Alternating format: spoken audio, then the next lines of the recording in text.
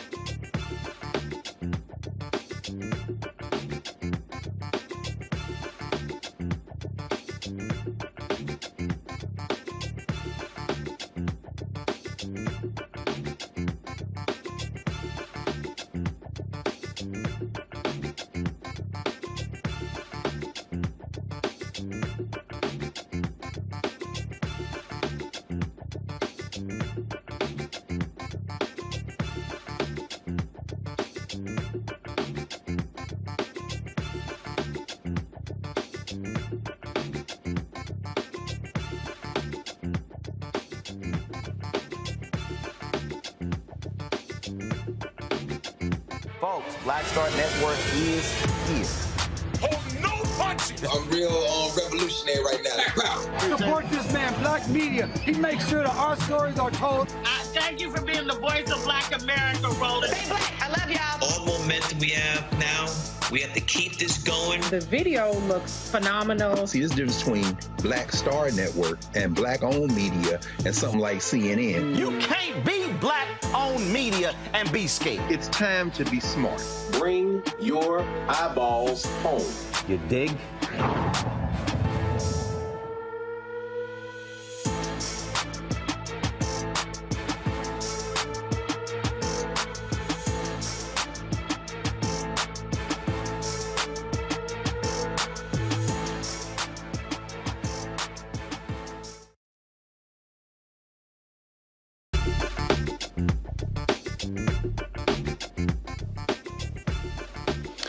Today is Tuesday, October 4th, 2022. Roland Martin Unfiltered, broadcasting live from New York City, right here on the Black Star Network. On today's show, the Supreme Court hears oral arguments in a critical case out of Alabama that could determine the future of the Voting Rights Act. We'll show you exactly the questioning from Judge Ketanji Brown Jackson. She did not wait to show her expertise and show why she was absolutely the right choice to be on the United States Supreme Court. Also on today's show, a black man walking his dogs has filed a lawsuit against the U.S. Park Service for wrongful arrest. He and his attorney will join us on the show for an update. Civil rights attorney Ben Crump will be dropping by to give us the latest on the trial of a former Texas police officer who shot an unarmed black woman in Baytown, Texas. That trial starts this week. Also, I'm sure you heard about that silly fool Kanye West, Candace, Owens. They really get on my damn nerves. Talking about White Lives Matter, but also attacking Black Lives Matter. We'll be joined by Melina Abdullah, who leads Black Lives Matter grassroots movement, to talk about this particular issue. Also, in our marketplace segment, two brothers are taking their place in the natural products industry. The owners of Naturade will explain how diet-related illnesses plague their family members and led them into the health and wellness field, folks. And also, conservative radio talk show host Mark Levin still has not answered our invitation to appear on my show. He said I wouldn't invite him. Why is Mark punking out? And Herschel Walker caused a stir last night when the Daily Beast reported he paid for a former girlfriend's abortion. He's now being called out by his son. Republicans in Georgia are freaking out. Nationally, they're standing with him, but they're afraid he may be losing ground, especially among conservative white women. We'll break it down as well. It is time to bring the funk on Roland Martin Unfiltered on the Black Star Network. Let's go. He's got it.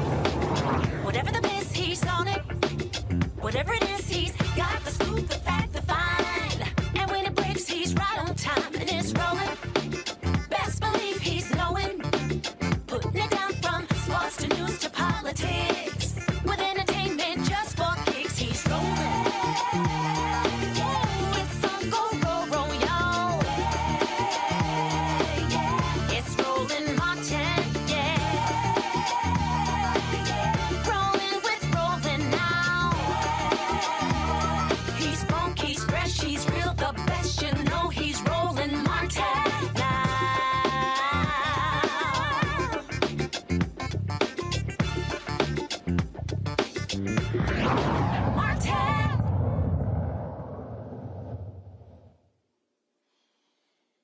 Folks, a crucial U.S. Supreme Court case or arguments took place today that deals with the possibility of adding a new black congressional district in Alabama. The challenge was with regards to the Voting Rights Act. The Supreme Court previously has curtailed the Voting Rights Act, namely Section 5. Now, this particular case today deals with Section 2. Conservatives hold a 63 majority on the Supreme Court, and the issue of race was front and center in today's court hearing. We've heard from Justices Alito, Amy Coney Barrett, Clarence Thomas said little. Justice Neil Gorsuch didn't say much at all, but it also was a debut of new Supreme Court Justice Ketanji Brown Jackson, and it did not take long for her to assert herself and to show her expertise on the court, especially regarding this case and the history of the 14th Amendment. I don't think we can assume that just because race is taken into account, that necessarily creates an equal protection problem, because I understood that we looked at the history and traditions of the Constitution, at what the framers and the founders thought about. And when I drilled down to that level of analysis, it became clear to me that the framers themselves adopted the Equal Protection Clause, the 14th Amendment, the 15th Amendment in a race-conscious way. That they were, in fact, trying to ensure that people who had been discriminated against, the freedmen, during the Reconstruction period, were actually brought equal to everyone else in the society. So I looked at the report that was submitted by the Joint Committee on Reconstruction, which drafted the 14th Amendment. And that report says that the entire point of the amendment was to secure rights of the freed former slaves. The legislator who introduced that amendment said that, quote, unless the Constitution should restrain them, those states will all, I fear, keep up this discrimination and crush to death the hated freedmen.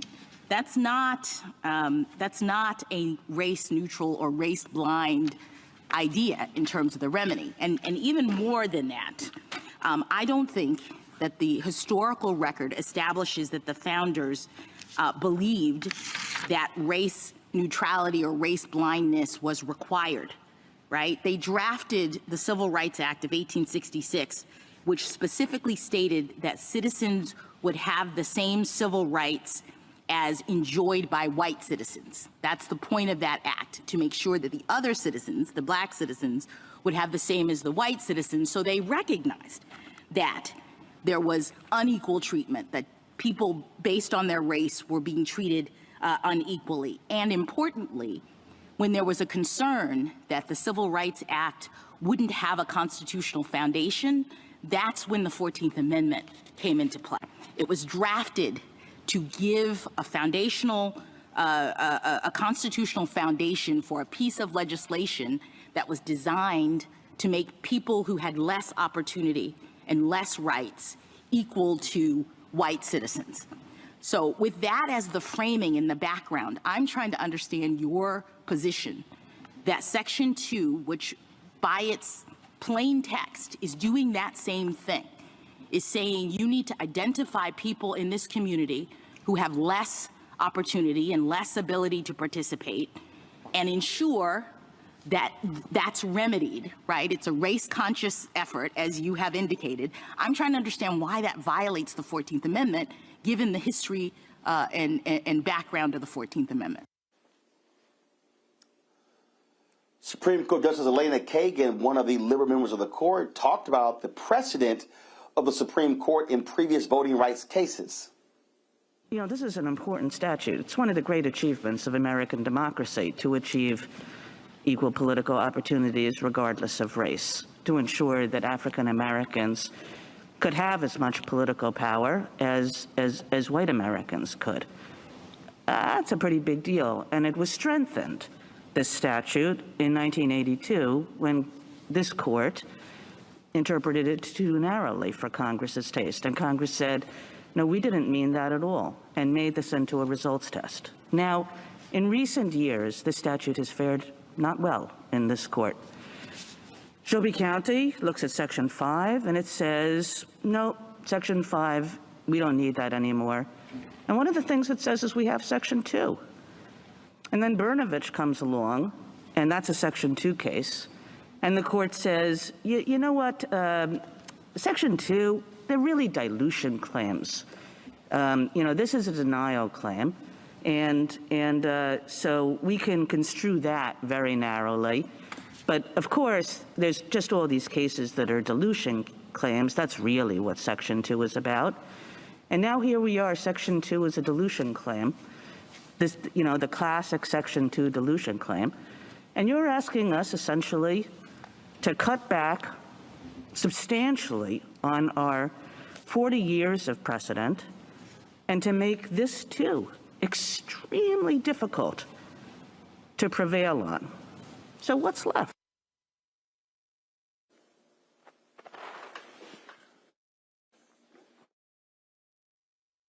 All right, folks, that was Supreme Court Justice Elena Kagan. Now, remember, Alabama was defending this law. Here's some of what was stated by the defense. They argued that Section 2 of the Voting Rights Act requires Alabama to replace its map with a racially gerrymandered plan, maximizing the number of majority-minority districts. But Section 2 requires an electoral process equally open to all, not one that guarantees maximum political success for some over others. Section 2 does not and cannot obligate Alabama to abandon district lines enveloping the undisputed, long-standing community of interest in the Gulf to be replaced by district lines dividing black and white with such racial precision that Alabama could never have constitutionally drawn those lines in the first place. Yet that is what Alabama has been commanded to do here, redraw its districts to subordinate traditional districting principles to race. The only way to add a second majority-minority district to Alabama's plan is to make race the non-negotiable criterion. Plaintiffs' illustrative plans prove the point.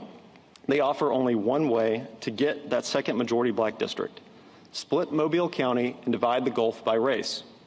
Their new versions of Districts 1 and 2 then stretch the width of the state to group together black voters from disparate areas as far west as Mobile and as far east as the Georgia border. The district court relied on these outlier plans to invalidate the state's neutrally drawn map, and that was legal error. Requiring states to scrap neutral plans in favor of plans drawn on account of race sets Section 2 at war with itself and with the Constitution. The court should make clear that if a state's plan is the product of the state's neutral districting principles, The plan is equally open to all voters. Because Alabama's 2021 plan is such a plan, plaintiffs' claims fail. I welcome the court's questions. What would you use as a comparator? I assume that your problem is that the comparator here was had race as non-negotiable. What would you use as a comparator, even if you thought that there might be some vote dilution problems with your plan? I think the plan that would be the adequate comparator would be one that respects all of our traditional districting principles as much as our own map, but then has some different sort of racial outcome, similar to what the court has proposed in Cromartie 2, for example. That sort of map can actually show that there's a problem with our map. But if you are discriminating in favor of one racial group, then that map cannot show that our map was discriminating against that group. It's a flawed control. Well, don't you think there's an overall problem with, in these dilution cases, of determining at the beginning what the comparator should be? Yes, Your Honor. I think, as this court noted, both in the Holder v. Hall plurality and in Brnovich, benchmarks are critical in any Section 2 case. And we've proposed a benchmark to the court. Plaintiffs have not proposed any benchmark other than perhaps maximization or proportionality. But of course, Section 2 rejects a proportionality baseline, and this court has wisely rejected maximization and proportionality because they lead to constitutional problems. Do you agree that the benchmark you propose has never been recognized by this court as the benchmark that's appropriate in these kinds of cases? I don't think so, Justice Kagan. First, I mean, going back to Jingles, I think the benchmark there, even for multi-member districts, was neutrally drawn single-member districts, not racially gerrymandered single-member districts. And then when you continue— Of course, you're requiring that there be that kind of benchmark. The question is not whether it's permissible. You are requiring that there be a race-neutral benchmark. And I'm asking whether that requirement has ever been stated in our precedents. I think that's what Bush v. Vera, what Abrams, and what LULAC were all pushing towards when they said you must account for traditional districting principles. I don't know why you would even account for them, except that if a plaintiff's failure to account for them in their map, if plaintiffs fail to account for them in their map, then their map can't really shed any light on whether there's a problem. I ask because what strikes me about this case is that under our precedent, it's kind of a slam dunk. If you just take our existing precedent the way it is, and the three judges below all found this. The three judges below said, this is an easy case. It's not one of the hard ones. It's not one of the boundary line cases. It was clear that the plaintiff satisfied the Jingles preconditions. And past that, you know, you're looking at a state where there are 27% of the population is African American, but only one of 7 districts, where there is incredible racially polarized voting, where there is a long history of racial discrimination in the state. Put all that together, and it seems clear that under our existing precedents, the inquiry is complete in just the way that the court below found. And, you know, it seems to me that you're coming here, and it's totally your right to do it, but really saying change the way we look at Section 2 and its application. Folks, joining us right now is Elie Mystal. He is the justice correspondent for The Nation. Glad to have you back on the show, Elie. Look, this is a crucial, crucial case. You have conservatives who desperately want to gut the Voting Rights Act. Clarence Thomas will love nothing better than to get rid of it. Your assessment, you listened to the entire 60 minutes or so, your assessment of what you heard today. Yeah, they actually went 2 hours today. So let's start with what is really at issue here. The Voting Rights Act, Section 2 of the Voting Rights Act, says that it's illegal to discriminate in voting on the basis of race. That seems very simple. But how do you prove that discrimination has taken place? How do you prove it in the context of a racial gerrymander? How can you actually make the case under Section 2 that this gerrymander is too racist to be allowed? Because it's obviously racist. Like, that actually wasn't really what was at issue today at court. Alabama, as you heard Justice Kagan say, Alabama has one majority-minority district. That's 14% of its one out of 7. That's 14% of its congressional districts. Alabama, black people in Alabama make up 27% of the population. The most obvious thing would be to give 2 majority-minority black districts in Alabama. That would be 28% of their congressional districts. The fact that Alabama wouldn't do that is obviously racially biased, so much so that the 11th Circuit Court of Appeals, with 2 Trump judges on it, said that, yeah, this is obviously racist. Alabama has to do better. So what's really at issue in the court is how to prove that what Alabama was doing was in fact racist beyond the numbers. Now, over the course of the 2 hours, you saw kind of a split. There were 3 justices, I'd say, Roberts, Barrett, and Kavanaugh, who seemed to want to say that the real problem is that drawing this second majority-minority district would involve a sweeping across the state of Alabama east to west, because that's where the black people live. Roland, I know you know where the black belt is in this country. It sweeps from west to east, from about East Texas all the way up to coastal Virginia, right? So catching that sweep across the Alabama, essentially the Alabama Republicans are arguing that's too long of a district. I find that intellectually unpersuasive, but that's their argument. Too long to not be racist, right?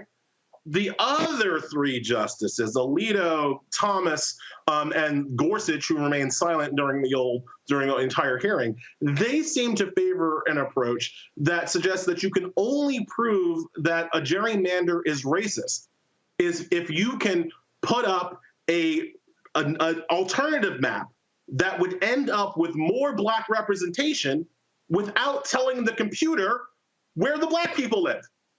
They were saying that you needed a race-neutral map, but their definition of race-neutral involves becoming blind to the realities of where black people live. And so it's like if the computer randomly, with no racial information, comes up with a district that's with a map that has more black representation, well, maybe then you can challenge it under Section 2. But if you tell the computer, hey, this is where black people live, give me a map with 2 black districts, no, they say, that you cannot use to prove a violation of Section 2. And that's where the cleave really was at the court today amongst the conservatives, and we'll see which side wins. If Alito's side wins, that will basically mean that nobody can effectively challenge a racist gerrymander under Section 2 of the Voting Rights Act.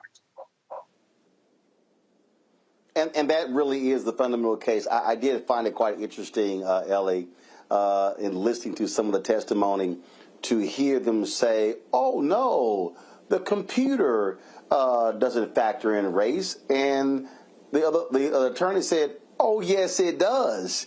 Because it's what you input into the computer. The computer doesn't just work on its own.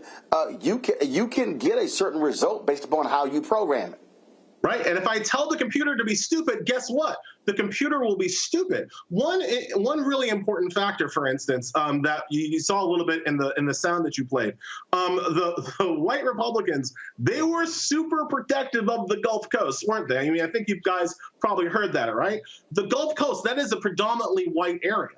That area, they don't want to be cracked. They don't want to break up the predominantly white Gulf Coast area. So instead of breaking that up, they're choosing to split up the black belt that runs west to east across Alabama. So they've split the black belt into, I believe, 5 different congressional districts, whereas they've left the Gulf Coast into its own congressional district. So when you hear the Alabama man saying, oh, well, it has to respect our traditional ways of districting, understand that those traditional ways are in fact racist. You know, understand when he says that, and you didn't play this part, but he says like, well, you know, we have to look at where the rivers run. Well, understand that black people live on this side of the river or that side because of where they were allowed to buy homes during a period of redlining, when insurance companies wouldn't give them mortgage opportunities on the wrong side of the river. Now, during oral arguments, I thought brilliantly, Ketanji Brown Jackson made all of these points during oral arguments. I mean, to quote the man from the song, Ketanji Brown Jackson, she ready for y'all. Like, she came to play on her first days of the court. The clip that you played of her earlier, talking about the Civil Rights Act of 1866, man, Roland, I wrote about that in my book. And to kind of hear a Supreme Court justice make an argument that I've made in my writings was like super gratifying for me. She is on it in terms of calling out these conservatives on their racist BS. The problem is that she, along with Justice Elena Kagan, who you played, and Justice Sotomayor, who asked another one of the best questions, really that point about the Gulf Coast, that was Sotomayor's questions. These three women, they are in the minority, and they will not be able, I don't think, to influence the majority outcome in this case. The thing that you talked about, Judge Ketanji Brown Jackson, first day, she did not come to play. I mean, she brought the heat on day one. She's been absolutely brilliant so far in her questioning. And just like, take this bit, right?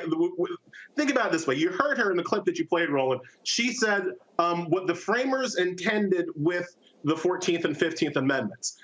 When have you heard the framers to be talking about the people who wrote the Reconstruction Amendments as opposed to the white slavers who wrote the original Constitution? Like, when have you heard that switch? That is what a person like Ketanji Brown Jackson brings to the court, that different perspective, that actually if we're going to make an originalist argument, that argument that you played from her, that was fundamentally an originalist argument. Arguably, Antonin Scalia could have made that argument, but you see how she flipped it. She talked about the framers in terms of the people who wrote the Reconstruction Amendments, the amendments that were written specifically, as she put it, in a race-conscious way to give rights and responsibilities to the freed men and women post the Civil War. She flipped it to talk about the framers in that way, as opposed to talk about the founders who protected slavery in their original conception of the Constitution.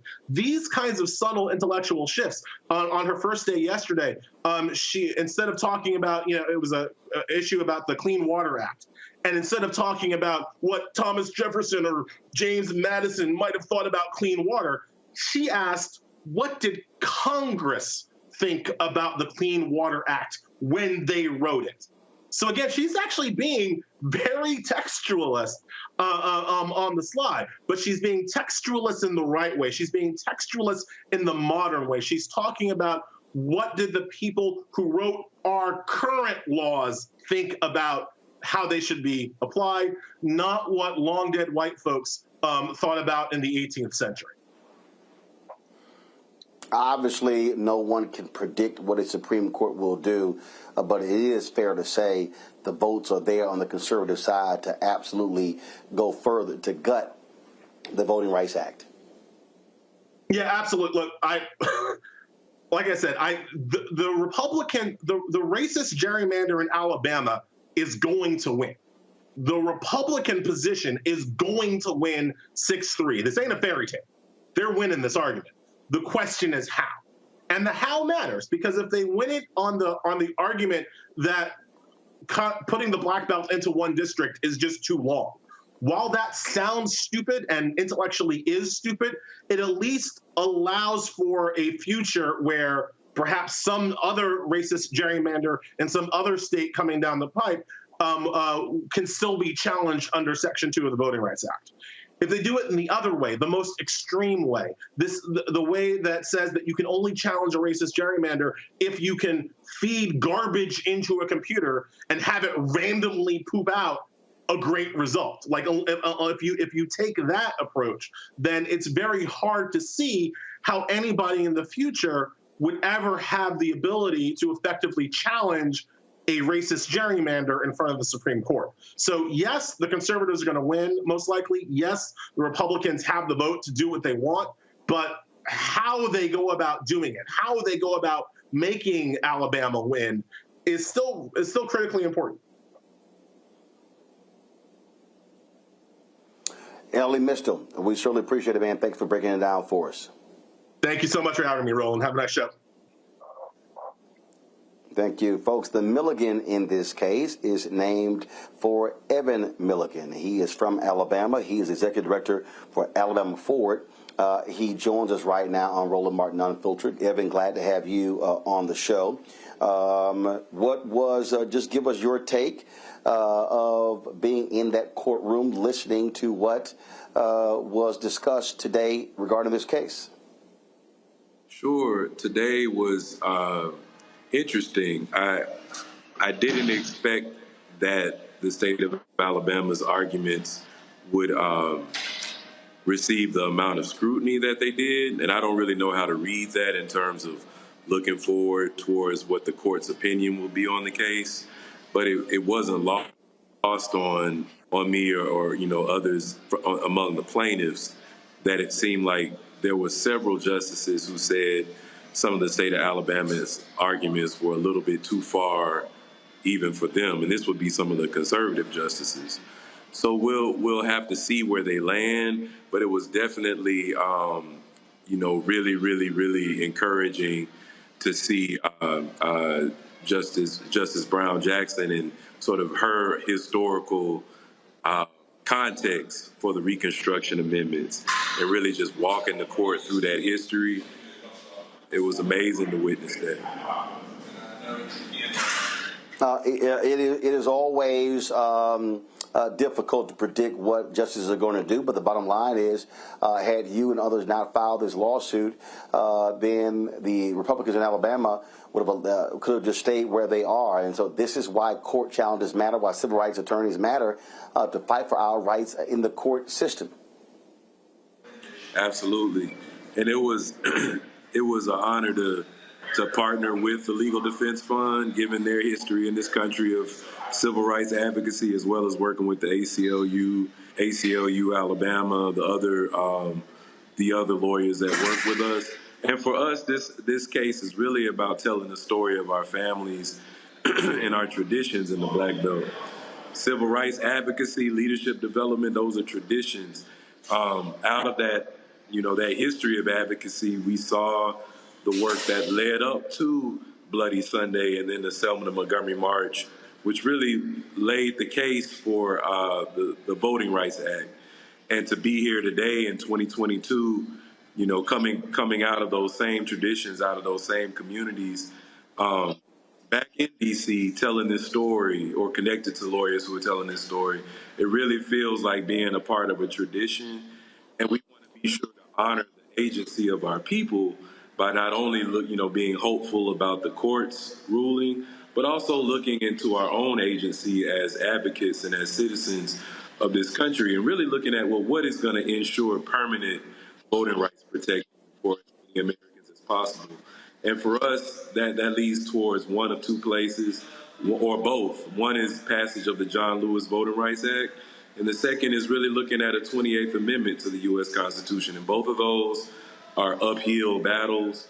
Obviously, the constitutional amendment even more so than federal legislation. But those are things that, in our network of civic engagement tables and people's assemblies and the groups that we work with on the ground, we really are putting our heads together and thinking about the next year of building some foundational work, collaboration among our movements to build towards those two outcomes. All right, Evan Milligan. We surely appreciate it, man. Thank you so very much for joining us. Thank you so much, Mr. Martin. All right, take care. Going to bring in my panel right now. Joining us is Joe Richardson, civil rights attorney, Michael Brown, former chair of the DNC Finance Committee, also Teresa Lundy, principal founder, TML Communications. Joe, I want to start with you. Again, the point there that I made about why we have to have the level of activism from our attorneys. Look, the battles that we see, the streets matter, the courts matter, the halls of state legislatures and Congress matters as well. You've got to have all of them working in concert to ensure that we are going to maintain our rights, our voting strength, because the reality is Republicans in Alabama, they want to make sure that there's only one black district because they want to keep 6 white members of Congress from their delegation. They do not want Democrats being able to pick up a seat there. No doubt about it, Roland. And you have 27% black representation in the state of Alabama. It seemed to make sense that there would be at least 2 black seats. And this is why it's really important in our work and even in my work that we coordinate. We talk about what's going on and pay attention to what's going on the legislative side. Because even while we try to plug a hole, try to fix a system and better a system that is not perfect, we're still in the well trying these cases, going in front of judges, taking, like Justice Jackson did today, their words, the things that they've said, the things that are historically there. Most conservative folks, lawyers, would not have been able to quote you or didn't want to quote you what Justice Jackson said today. We take that, remind them of this is why the 14th Amendment was passed. It was absolutely race conscious to hold on to, during Reconstruction, the changes that were supposed to be made. So there has to be coordination between litigation. That is a battle line. That is a battleground. The appeals courts, absolutely. And then what goes on the legislative side, which is why all of us were at CBC last week. So you want them all to work together. It's frustrating for sure, understanding what's going on and seeing what's going on, because as much as the justice did today and talked about, and she was on her gig the first day, unlike Justice Thomas not speaking literally for years, it's still out of her hands because of the numbers. But should that actually reflect the will of the people? No. We're a lot closer than that, than the numbers on the Supreme Court would suggest, but that's why we have to coordinate and move forward, try everything, make it work together, and do what we can until we get over. Michael, again, I talk all the time why voting matters, why using your power matters. We are seeing the results of a 6-3 conservative bent on the Supreme Court. They are the final arbiter of laws. And this is also, but unless Congress decides to actually pass the For the People Act and the John Lewis Act. And so there are people, I get people on my social media timelines going, well, man, I don't see this voting thing. Again, I cannot stress enough to folks how you have to connect the dots between voting, between electing people who are more likely to stand with us, and then being able to get resources brought back to our communities based upon who is in elected office.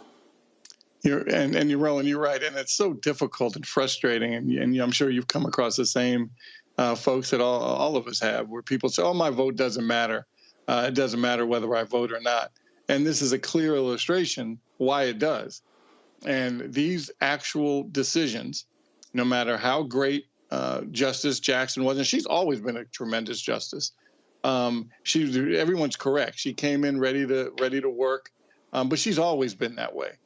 But as wonderful as she is, as great as Justice Kagan is, and the other wonderful justices on the left, you're right. The numbers, it just doesn't matter, because elections have consequences.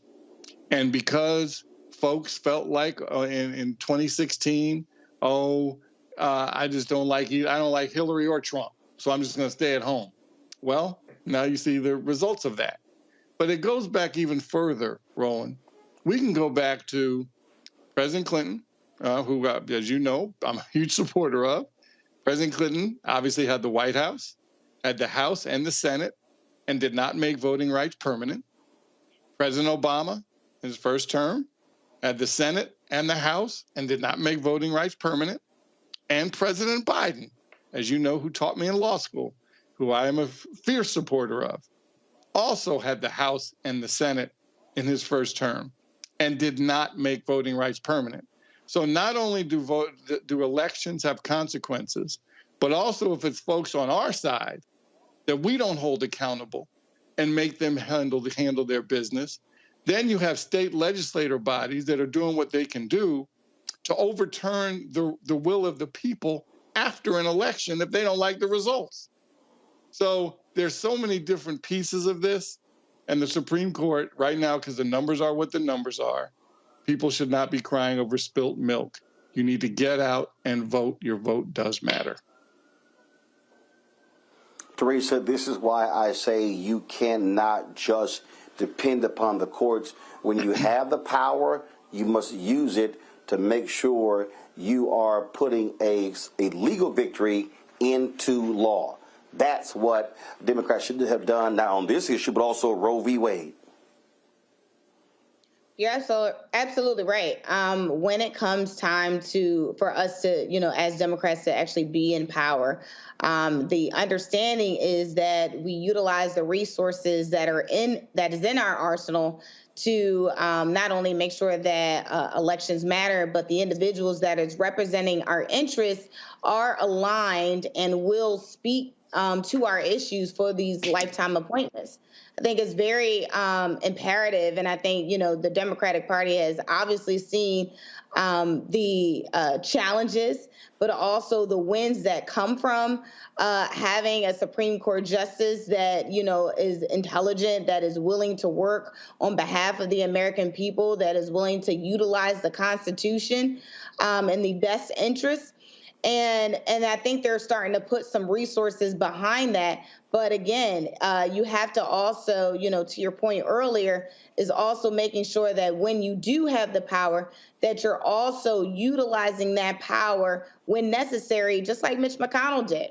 And so, I think this is a lesson learned, but I don't feel like this is the last lesson that needs to be learned. I think this is an opportunity for us to, and I think more people have really been paying attention to the Supreme Court and has been allowing themselves to really understand the process.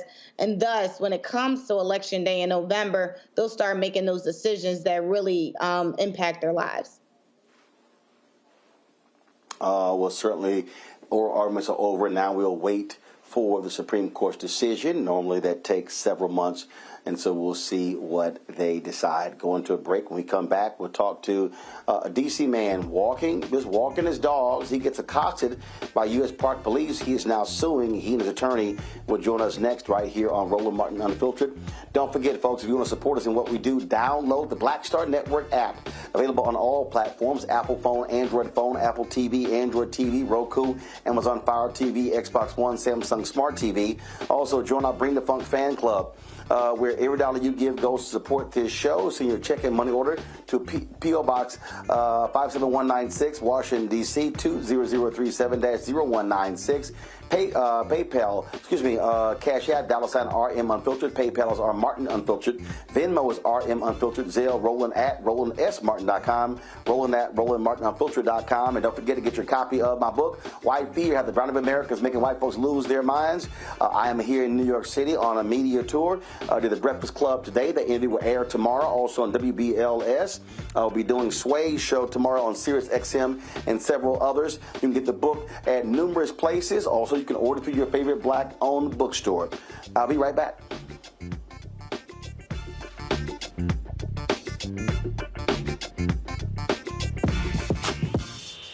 When we invest in ourselves, our glow, our vision, our vibe, we all shine. Together, we are Black beyond measure. On a next, A Balanced Life with me, Dr. Jackie. Staying balanced is tough enough with the normal day-to-day stuff going on. But what happens when we get the unexpected? It may come crashing down through a bad diagnosis for either you or a loved one. My son, he actually was diagnosed with non-Hodgkin's lymphoma, and it came at a very challenging time in my life. I had a lot going on with starting a new business. How to cope and even stay balanced when even the walls are crashing in. That's on the next A Balanced Life with me, Dr. Jackie, here at Black Star Network. When we invest in ourselves, we all shine. Together, we are Black beyond measure. Hey, I'm Donnie Simpson. What's up? I'm Lance Gross, and you're watching Roland Martin Unfiltered.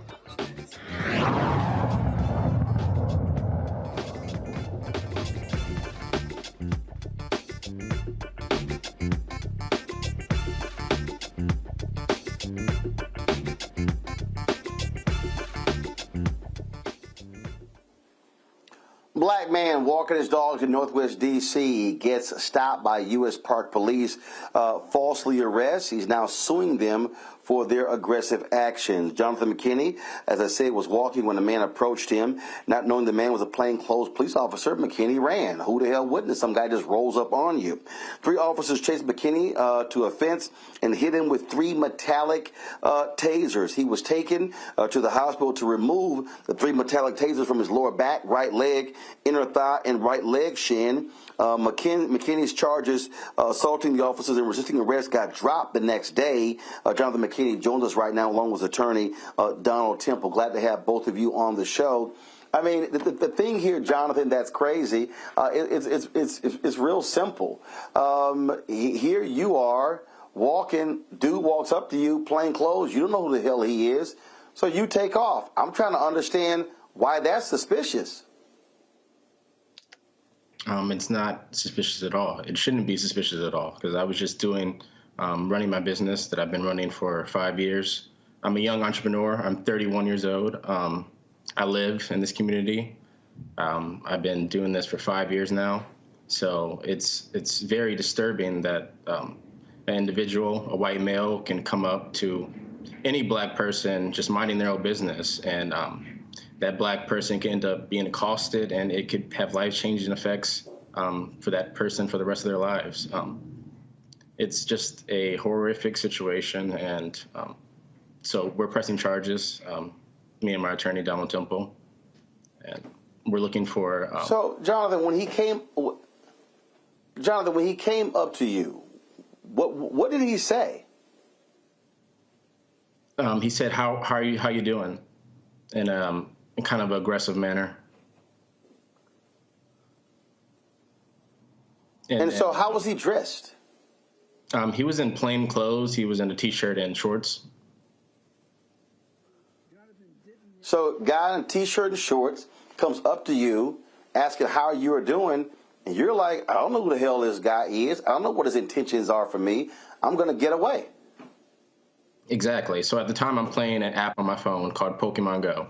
And so after he says, how you doing, I basically just say, don't talk to me. I wasn't aggressive at all. I walk up a few places, continuing to look at my phone, and then I just feel his presence. He's still staring at the back of my head. So I'm like, okay, let me get out the park, as soon as possible. And as I go to exit the park, he turns again and he says, this is a public park. I only said, how you doing? I can talk to you.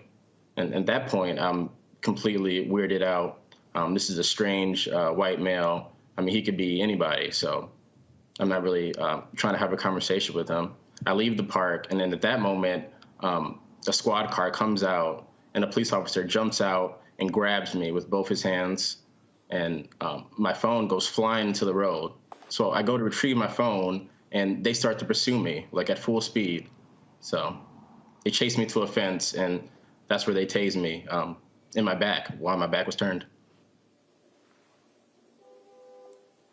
Donald, here's what I don't understand. Common sense. First of all, it doesn't matter if this is a public park. Okay, you don't have to entertain anybody who walks up to you and start talking to you. And so, what rationale did they actually give for even stopping your client? Roland, I hope you can hear me. That you hit the nail on the head. Police don't have a right to merely stop or arrest someone just because. And in this particular situation, Jonathan had finished walking the dog. He's a dog walker. He's walking through the park he walks through 6 times a day. Strange white guy, about 6'4", standing in the park, shorts and T-shirt, is scoping Jonathan out. Jonathan avoids him, but we know what can happen when nobody's around.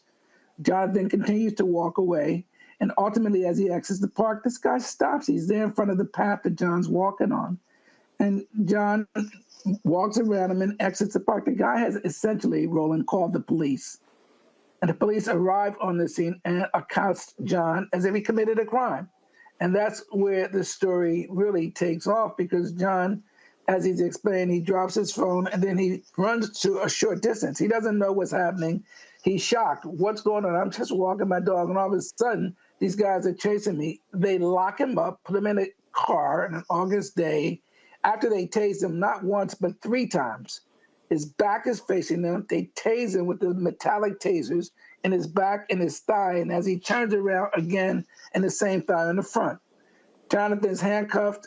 Of course, ambulance comes then because he's wounded and he's hurt. The ambulance takes him from that scene, which is up near Georgetown, above Georgetown, to the nearest hospital, which is Sibley.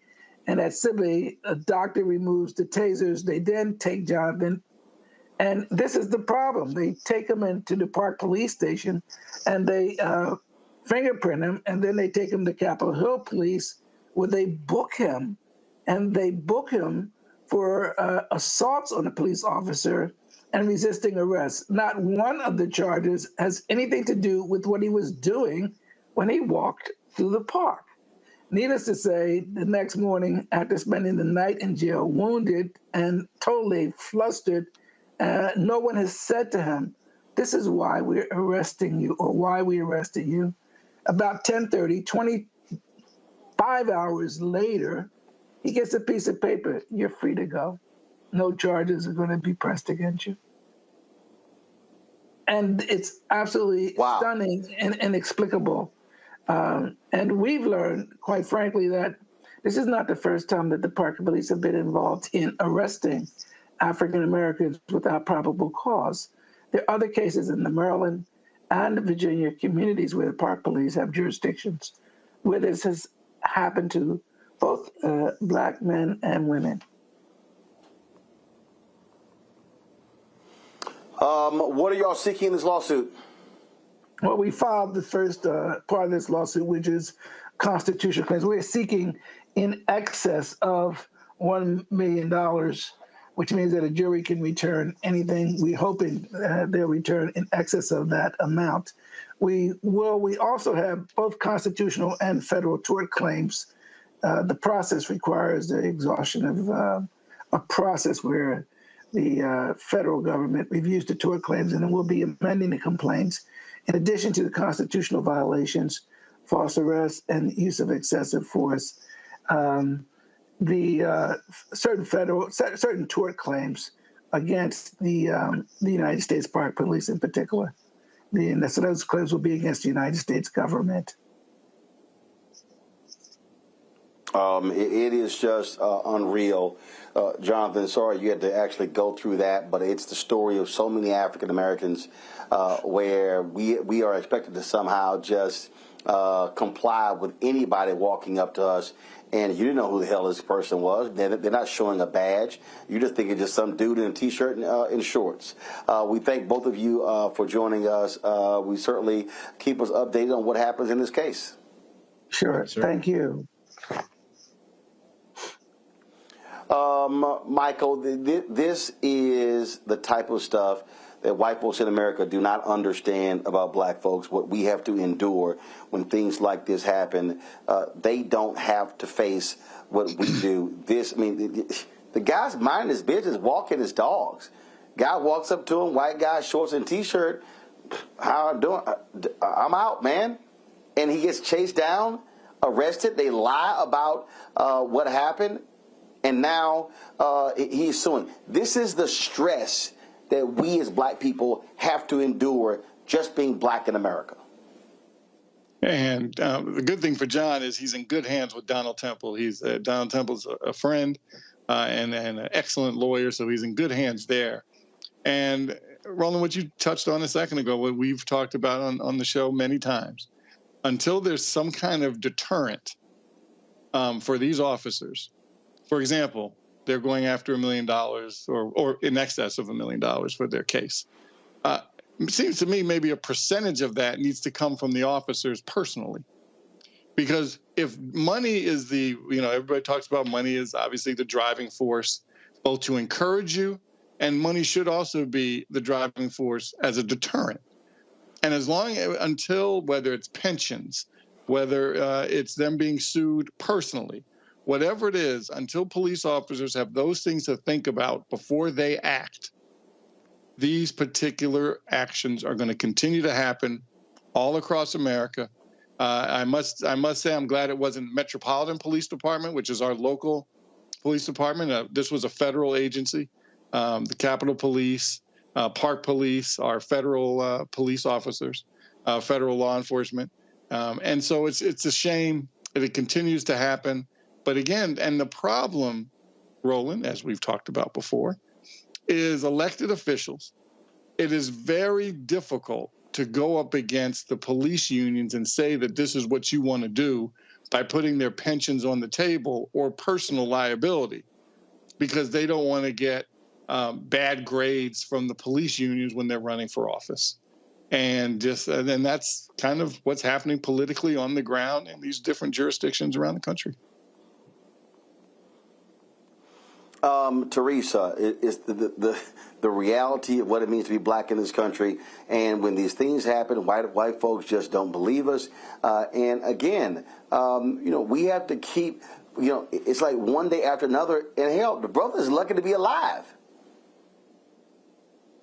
He is, and again, we're grateful for his life and the many others who have to go through these type of challenges trying to live every day. But I think this is also, another wake-up call of how important it is for us, Black and brown people, to be in position of law enforcement and, the chiefs. We need to be at the table. We need to be in these positions. And so we can start making some of these determinations on some of these police officers who know that they are protected by their union rep. And that is probably the most unfortunate thing we have about the system right now, is because, they'll probably get desk duty or just, probably, get suspended for a week, and then back to work they go with a full-time pension. And so, again, I've been hammering on some of these laws that need to change, and some of these accountability practices and real transparency that needs to happen with law enforcement. But I think ultimately, again, it just has to happen with, more Black and brown people standing up, to unions, being in the job position, moving up in the ranks, but also keep telling these stories. And hopefully, we can actually get some progress down the line. Gotta hit them in the pocketbooks. That's the only thing that happens. You gotta hit them in the pocketbooks to get their attention. And all too often, when these things happen, people say, "Oh well, you know what? You really." I think you guys are overstating this. But again, I keep saying, white Americans don't have to deal with this. They don't deal with what we have to deal with on a regular basis, Joe. They simply don't. No, they don't. And so, now apparently, a brother walking down the street, in Northwest, walking his dog is arousing suspicion. And now, therefore, in order for him to preserve his life, now he's got to act a certain way despite the biases of the individual that's walking toward them. Let's add that individual is actually a member of the police department who's actually supposed to protect and serve him and all of us. And so now he's got preconceived notions cooked into the cake about how he feels about us and how he feels about those things. And so now if we are skirting aside of that, now we're more miraculous than indicative, we're more exception than the rule, and then their hand gets caught in the cookie jar, and maybe they write a check. But let's get at something that allows us to deal with this thing, recognizing it as systemic, recognizing it as something that needs to change broadly, and that this is not an exception or an anomaly. It's very, very difficult, and it's very frustrating. And those of us that have walked back and forth in Northwest or in LA or Century City or take your pick, we're always, looking at these particular things because anything can happen at any time. And now it's our prerogative to make sure that somehow we stay alive. It's just absolutely crazy. Folks, speaking of staying alive, that did not happen to a black woman in Baytown, Texas. Coming up next, we'll talk with attorney Ben Crump as a case gets underway of a black woman having an episode shot and killed in cold blood by a police officer there. He goes on trial for her death. You're watching Roland Martin Unfiltered on the Black Star Network. You're watching on YouTube, Facebook, Instagram, Twitch. It doesn't matter. Click the like button, the share button. We should be hitting 1,000 likes. As a matter of fact, we should be hitting 1,200, 1,500 likes every single day with the show on YouTube. So hit the button, folks. Same thing for all the platforms. Download the Black Star Network app, Apple phone, Android phone, Apple TV, Android TV, Roku, Amazon Fire TV, Xbox One, Samsung Smart TV. Also, support our Bring the Funk fan club. Check in money orders. Go to P.O. Box 57196, Washington, D.C. 20037-0196. Cash App, $RM Unfiltered. PayPal is R Martin Unfiltered. Venmo is RM Unfiltered. Zelle is Roland at RolandSMartin.com. Roland at RolandMartinUnfiltered.com. We'll be right back.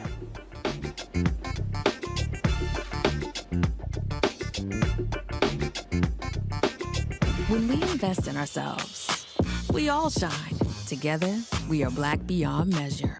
On the next Get Wealthy, financial therapy, what it is and why it may be exactly what you need.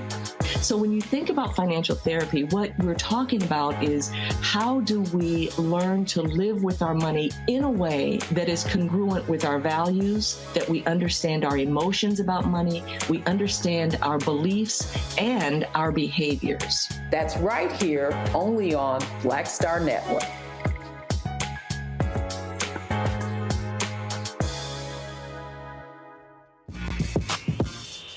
When we invest in ourselves, our glow, our vision, our vibe, we all shine.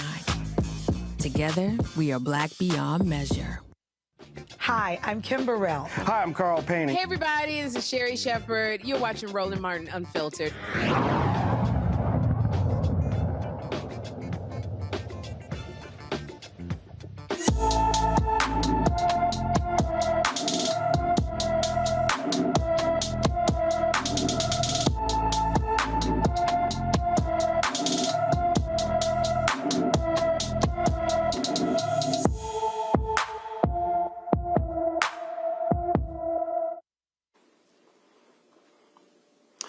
Devontae Thompson was last seen in Narragansett, Rhode Island on June 19th. The 17-year-old is 5 feet 8 inches tall, weighs 170 pounds, with black hair and brown eyes. Anyone with information about Devontae should call the Narragansett, Rhode Island Police Department at 401-789-1091, 401-789-1091.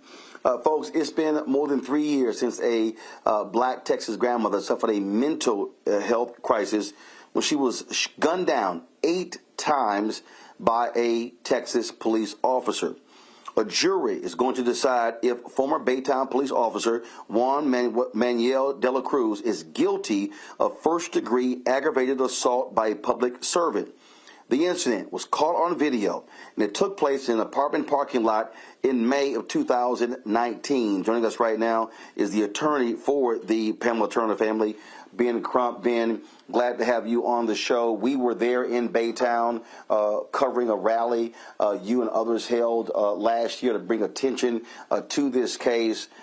My goodness, it took 3 years for this to get to a courtroom? Yeah, Roland, and thank God for your voice and others, because I think had we not been fighting in the court of public opinion, the case of the tragic killing, execution of this unarmed black woman never would have made it to court. So I can never say thank you enough, Roland Martin. And the video should have been enough. You look at this video and there's no way to justify this police officer shooting at this black woman 8 times while she's on her back and he's on his feet and she's saying, "I'm pregnant."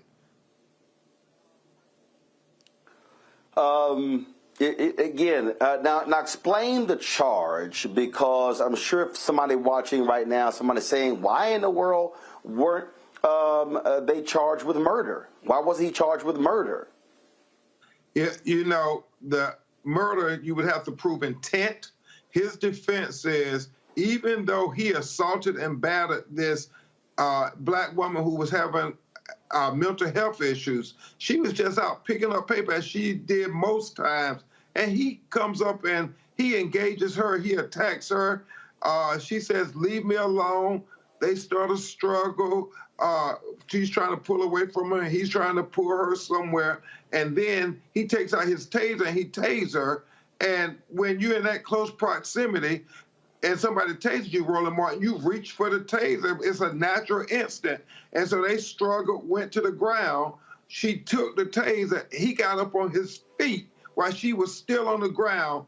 And then he shot at her 8 times, hitting her 3 times, Roland Martin, 1 in the face, 1 in her chest, and 1 in her stomach, killing her. And the tragedy is they accept the defense that, well, we're not going to charge him with murder because he was just reacting to his life being in danger. Well, his life wasn't in danger, Roland, because we have experts that say there was no way she could have re-engaged that taser. And had he followed his training, he would have knew, unless she had a clip that only he had, could she re-engage that taser. You know, I think about the case in Grand Rapids, Michigan, where brother gets pulled over, traffic violation, runs away. Cop is trying to accost him, and his way of calming the situation down is to shoot him in the back of his head. I mean, this is how they treat us. Yet we've seen numerous examples of white folks, yelling and cussing and screaming, and it's amazing about the level of restraint they have from pulling their gun out. Yeah, it is quite remarkable. And you're speaking of Patrick Loyola case in Grand Rapids, again, where you have the police pull a taser in close proximity, which is against the policies. And so then they create what they call a life or death situation, and then they shoot us and try to say it's justified.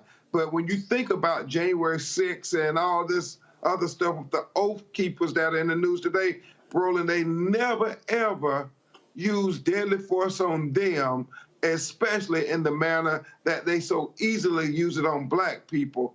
And that's why, brother, I'm waiting for White Fear. I ordered my book on Amazon because for whatever reason, the courts, the state attorneys, everybody, they buy into this white fear, whether it's the browning of America or they try to say, well, because the color of your skin, we fear you so much. Yep, that's exactly what it is. Now, so the trial begins this week. Are they right now? They're going through jury selection? Yep, they have selected a jury today. They're going to be off tomorrow for the Jewish holiday, and then the trial starts on Thursday. And this is the big deal, Roland. If the jury convicts this police officer based on the atrocities that we saw on that cell phone video, it will mark the first time in American history that a jury has convicted a police officer for killing a black woman. That right there is significant. Ben, we appreciate you, again, staying on the case, representing this family, trying to bring justice.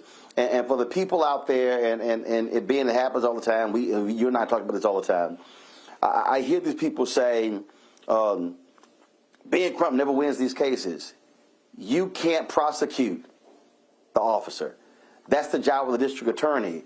Your job is to represent the family. And all of the attention, the rally, and all of those different things, all of that is what led to this. That's what also your job is to raise the attention so people are aware of cases like this and they simply aren't swept under the rug. 100%, Roland Martin. We never lose, actually. We represent the civil cases, and in all our cases, we've either got a recovery or we got a verdict.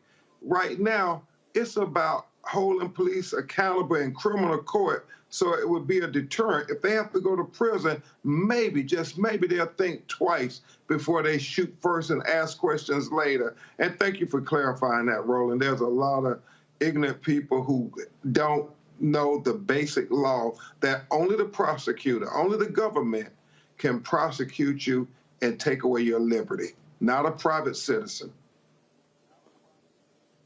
All right. Attorney Ben Crump, we surely appreciate it. Thank you so very much for joining us from Texas. Yes, sir. I can't wait to read I got White Fear ordered on Amazon. I cannot wait, Roland Martin. I appreciate it. That's why I'm here in New York doing media stuff as we speak. Ben, thanks a lot.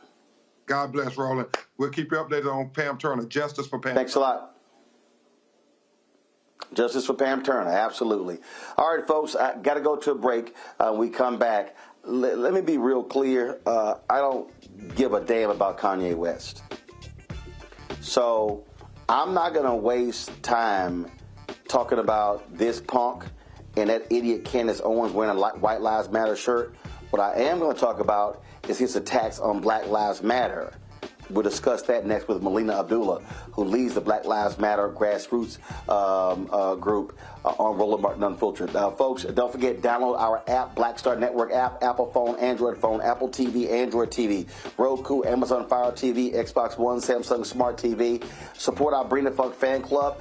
We need 2,000 of our fans contributing at least $50 this month. Our goal is to get $50 from $20,000 for the year. Folks, here's the deal. That raises $1 million for us to do the work that we are doing, for us to be able to broadcast and cover the stories. Look, let me tell you something. When I went down to Baytown, Texas, no one paid us to go down there. And so it was flights, it was transportation, it was the crew.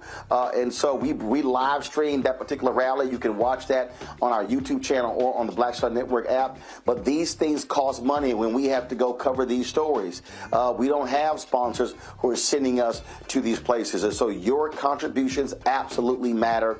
And so please send your checks and money orders to P.O. Box 57196, Washington, D.C. 20037-0196. Cash App, $RM Unfiltered. PayPal is R Martin Unfiltered. Venmo is RM Unfiltered. Zelle is Roland at RolandSMartin.com. Roland at RolandMartinUnfiltered.com. We'll be right back.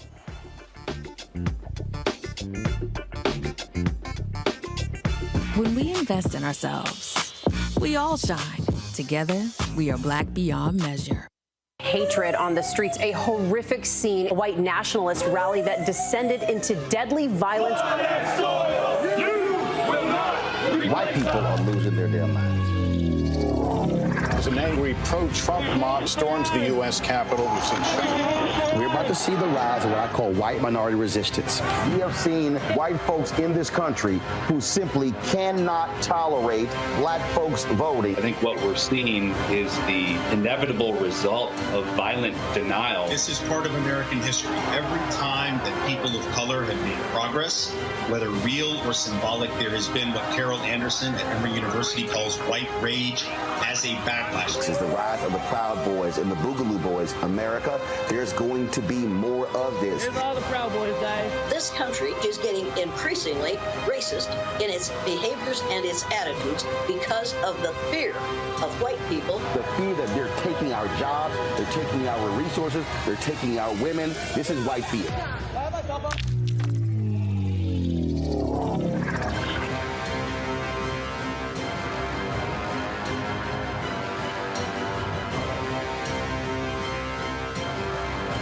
When we invest in ourselves, we're investing in what's next for all of us. Growing, creating, making moves that move us all forward. Together, we are Black beyond measure. Hello, I'm Bishop T.D. Jakes. How y'all doing? It's your favorite funny girl, Amanda Seals. Hi, I'm Anthony Brown from Anthony Brown and Group Therapy. What up, Lana Well, and you are watching Roland Martin Unfiltered.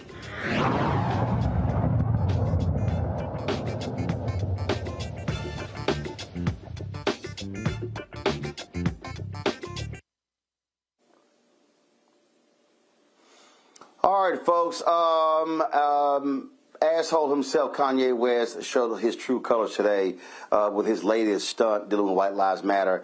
I'm not wasting my time talking about that, but it was his attack on Black Lives Matter that I do want to focus on. He posted a message on social media where he was critical. Let me say it again. He was critical of this Black Lives Matter, and he blasted them, y'all, in his post. This is what he actually posted. And again, he's who he is. He posted, "Everyone knows that Black Lives Matter was a scam. Now it's over. You're welcome." That's what he posted. Well, Kanye being Kanye, if you still listen to his music and follow him, well, shame on you. Joining us right now is Dr. Melina Abdullah, the director of the Black Lives Matter grassroots movement. Melina, glad to have you here. You know, it's interesting. I did a radio interview, Melina, and a reporter asked me about this issue. I told the reporter I don't give a damn about Kanye West. He has no value to me whatsoever. And she says, well, you know, but he has power. I said, no, he doesn't. I said, he might influence folks to buy his clothes. I said, but frankly, the average person, the average black person, I can't afford his damn clothes and don't want those ugly-ass clothes.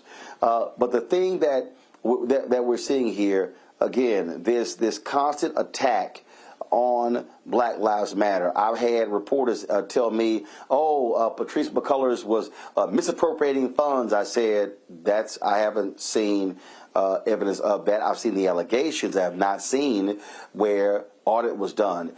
They continue to attack Black Lives Matter, saying, they were stealing and they were doing these different things. Now you have Kanye talking about that it's a scam.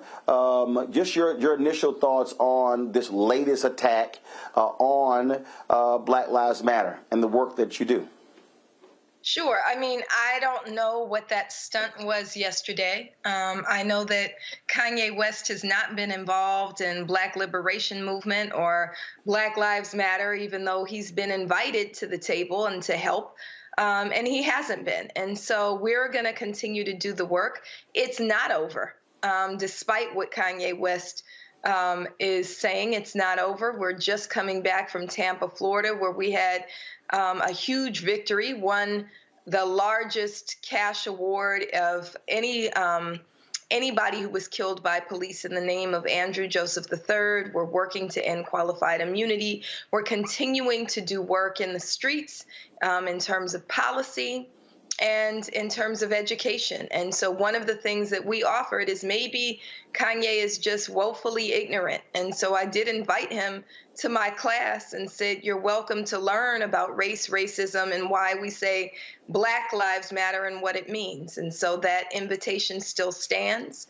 And that is what it is. We're not going to let Kanye West slow us down with this really affront to not only what we do in the streets, but an affront to the people who have lost loved ones, whose loved ones have been stolen by police violence. You know, the reporter asked me, would I sit down and meet with Kanye? And if I did, what would I say? I said, first of all, I wouldn't. I said, I'm not wasting my time. I said, he needs to spend more time with his therapist and his doctor than having a conversation with me. I said, I see absolutely no value of listening to someone like him.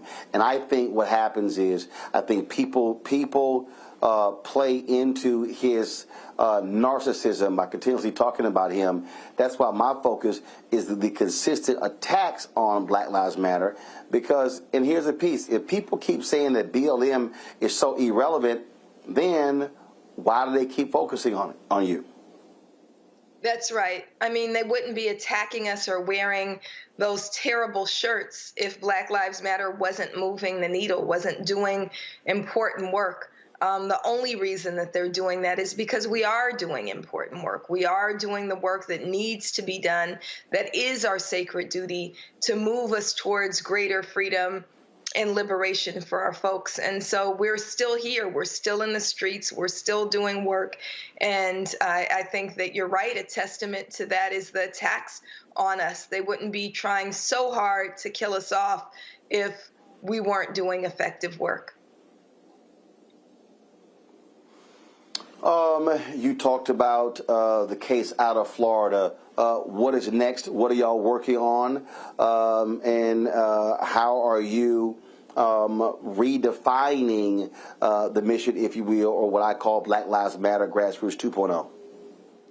Sure. So the work out of Florida was tremendous. It was led by the only family-led chapter of Black Lives Matter out of Tampa, Florida. So Andrew and Deanna Hardy-Joseph lead Black Lives Matter Grassroots Florida. We had dozens and dozens of organizers there for a couple of weeks for the entire trial. We were able to really demonstrate the ways in which law enforcement dehumanize and adultify our children, and again got a jury with no Black people on it to see Andrew Joseph III, a 14-year-old boy who was simply attending student day at the Florida State Fair, when he was criminalized, abducted, and left on the side of the road along with 98 other exclusively Black children. They were left there to fend for themselves in the dark, in the rain, and Andrew Joseph, in the midst of that, was hit and killed by a white motorist who was never investigated. That jury found that Hillsborough County Sheriff's Office was absolutely responsible for Andrew's death and awarded his parents $15 million, the largest award for any police-involved death in Florida state history. Well, his parents say what we say, that is a step forward in Andrew Joseph's name, but we want to keep moving, and we want to end qualified immunity, the unjust legal doctrine that shields police from accountability. And so we're working to get Congresswoman Ayanna Pressley's bill passed, the End Qualified Immunity Act.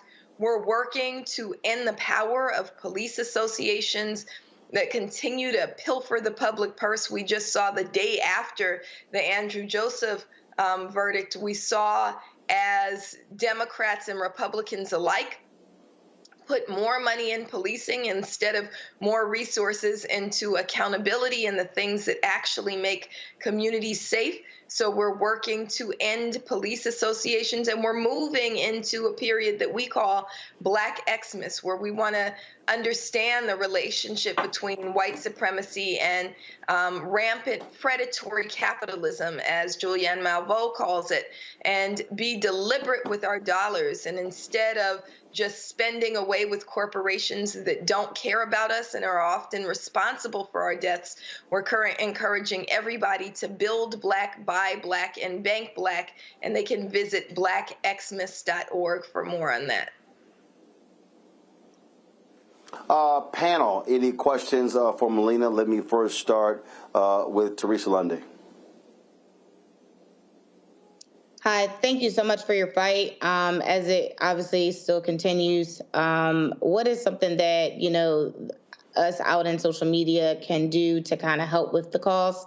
I feel like, if there are more voices on social media that is actively, working with you and an organization to make sure the truth is out there, is that something that, you guys are able to help assist us with?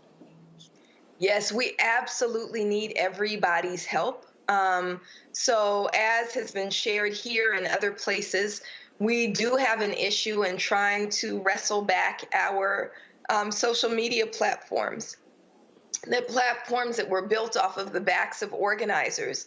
And so we have a new platform that we need help amplifying, BLM Grassroots. BLM Grassroots is Black Lives Matter, where the chapters were the people who've always been on the ground since the birth and ushered in the birth of Black Lives Matter in 2013. And so we need your help amplifying by going to BLM Grassroots and following their BLM Grassroots, which is all the work that we do on the ground globally. Joe? At the risk of asking a very simple question, let's do a 101 on why we say Black Lives Matter. So many people get that wrong. They start in the middle of the story. They say, well, white lives matter too. Well, the problem is that as it pertains to the execution of the laws and the things that have happened, we're coming from a tradition nationally where Black lives have not been mattering. And so we say Black Lives Matter, not at the risk of or in lieu of other lives. But what would you say to the 101 person who perhaps is well-intentioned, but needs that explanation of why we say Black Lives Matter? So I think you just said it. right? That white folks in this country and in this world have never been targeted for demise. Black people have. This world has been set up as a racial hierarchy with white people on top and Black people on the bottom. And if you look at virtually every economic, social, and political measure, Black people have been placed on the bottom. We are, the most incarcerated, not because we commit more crimes, because the criminal system of injustice was set up to produce those outcomes. We have the lowest rates of home ownership because of things like unjust practices by banks and by mortgage lenders. We have the highest rates of mother and infant mortality because of injustices in the healthcare system, because of institutions which were created to profit from us, to exploit us, and to enrich others. And so we have to say Black Lives Matter because Black lives are the ones that are under attack.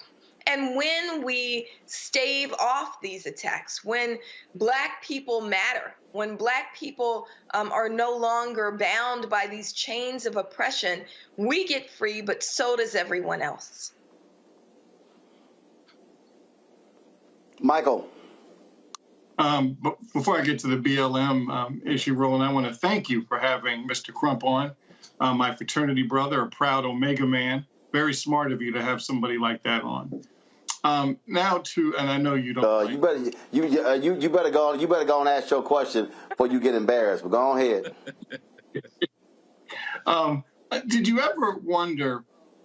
And this certainly happened, sometimes successfully, sometimes not successfully, with some of the marches in the '60s, that they had some folks that were designed to be there to keep people from destroying businesses. Because I'm sure you get frustrated by the stories that come out sometimes after your protest rallies, where they really focus on knuckleheads that are, obviously looting businesses. Have you ever tried to do that, to have people that are really just designed to keep people from destroying businesses? So the priority for Black Lives Matter is to end state-sanctioned violence against Black people. And I know that there are media tactics used to divert the gaze away from what the real issue is. So they want to focus on whether or not a Starbucks window was broken. Let's say that we are focused on Black life. We're not focused on the interests of white property owners. That is a tactic, a diversionary tactic. And so we want to lift up what it is our focus is, right? Over 1,000 people are killed at the hands of police violence each year, and that's not including those who are killed on the inside of our jails and prisons. And so that's where we're keeping our focus. We're trying to make sure that people stay in the streets. And as you know, there are very, very few instances where Black people are actually engaging in some of the things that we're accused of. Most of us are doing righteous work that lifts up the names that we have to constantly lift up, that says names like Jalen Walker and Riddell Jones and Ryan Twyman. Most of us are doing righteous work, and we want to keep people focused on that righteous work. Very good. Keep up the good work. Thank you so much. All right, Melina Abdullah, we certainly appreciate it. Thank you very much for joining us. Thank you so much for having me, brother. All right, folks, got to go to a break. We come back. Herschel Walker, boy, he had a rough night last night.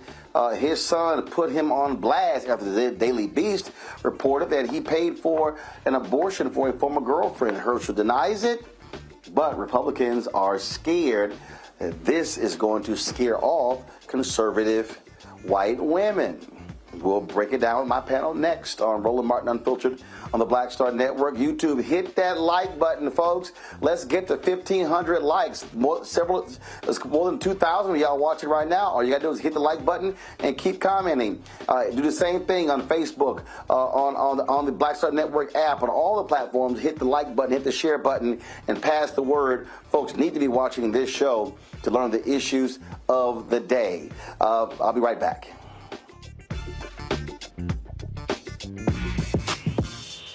When we invest in ourselves, our glow, our vision, our vibe. We all shine. Together, we are Black beyond measure. We're all impacted by the culture, whether we know it or not. From politics to music and entertainment, it's a huge part of our lives, and we're going to talk about it every day right here on The Culture with me, Faraji Muhammad, only on the Black Star Network. When we invest in ourselves, we all shine. Together, we are Black beyond measure. This is Diala Riddle. What's up, y'all? I'm Will Packer. I'm Chrisette Michelle. Hi, I'm Chaley Rose, and you're watching Roland Martin Unfiltered.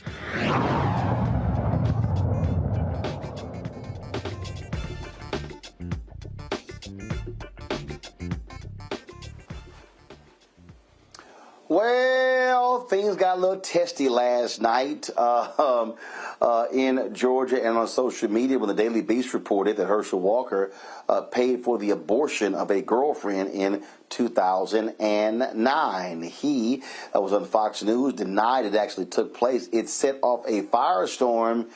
And who actually was at the center of that bonfire?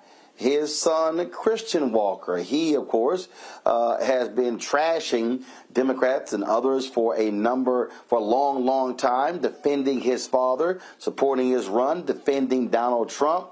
Well, it looked like Christian had enough of enough, and man, he sent out these tweets blasting Herschel Walker last night, saying that the entire family told him not to run, that all these things were going to come out, that he was sick of him as well.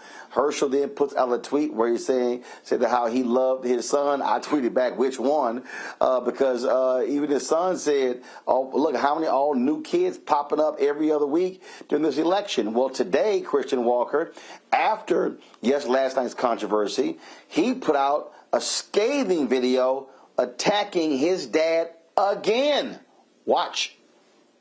I stayed silent as the atrocities committed against my mom were downplayed. I stayed silent when it came out that my father, Herschel Walker, had all these random kids across the country, none of whom he raised.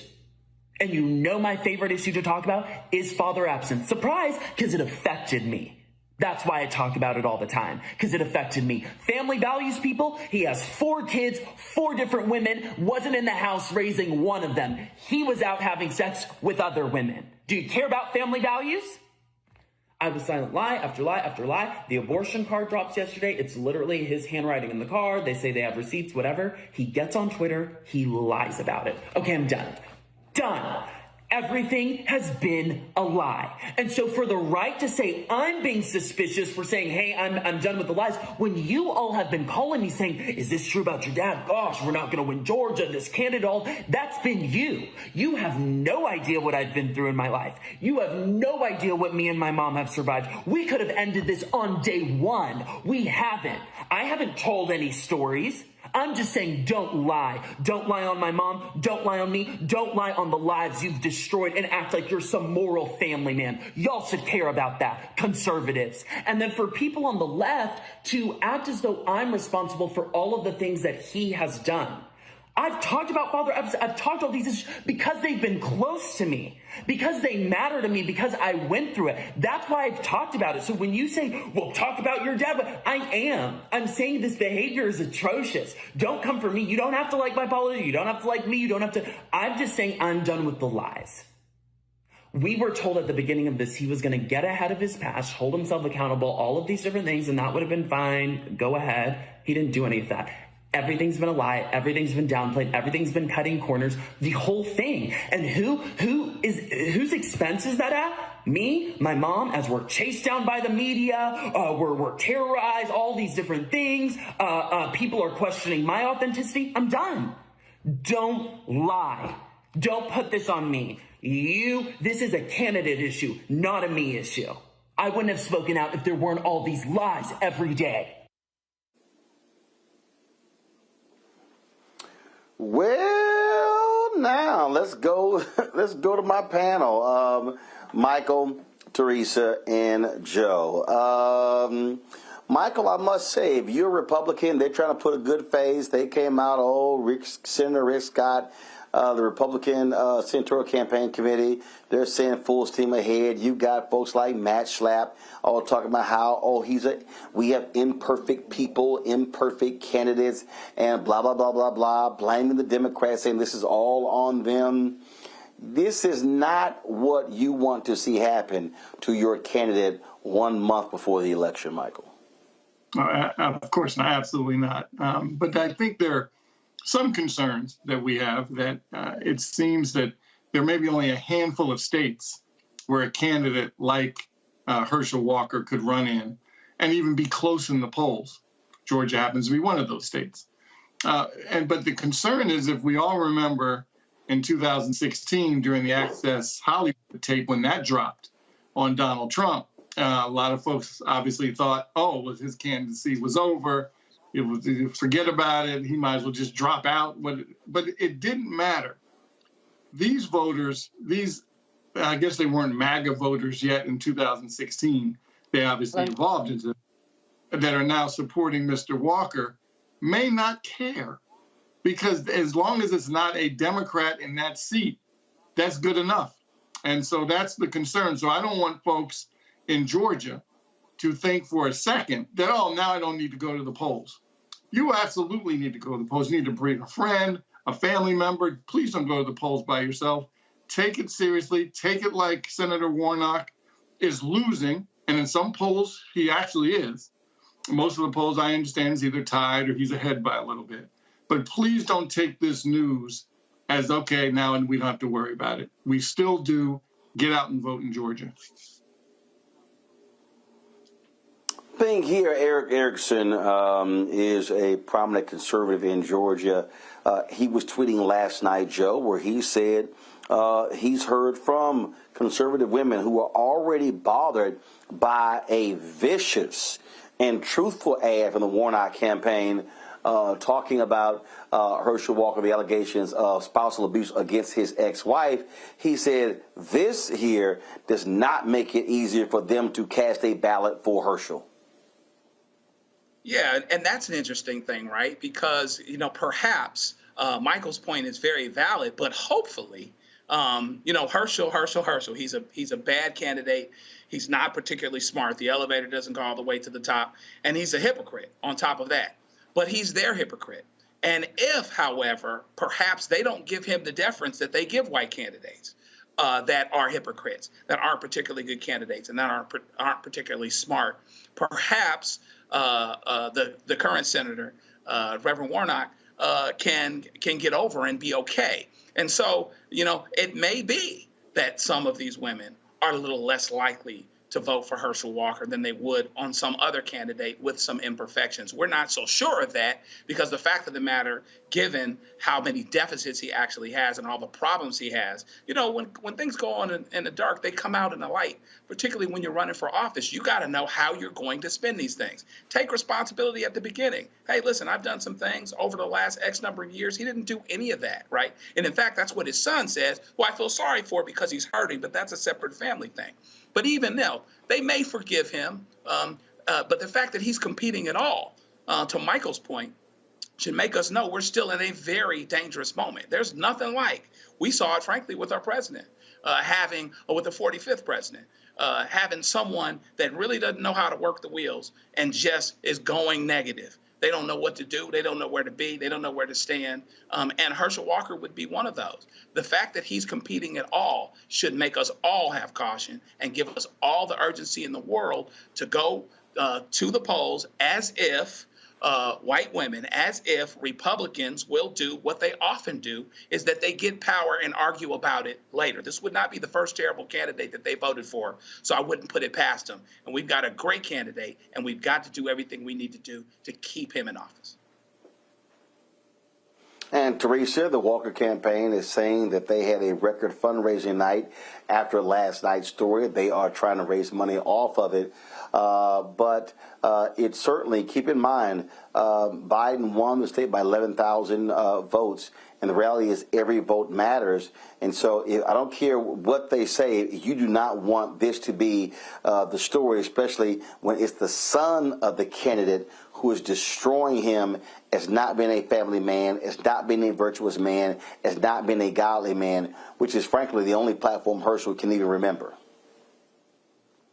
The one benefit that the Republicans are doing are actually raising money, because there are so many challenges that is happening right now with the character of this candidate that it's going to make it very hard for people to want to vote for this guy. I mean, it's a very different scenario when we're looking at Senator Warnock.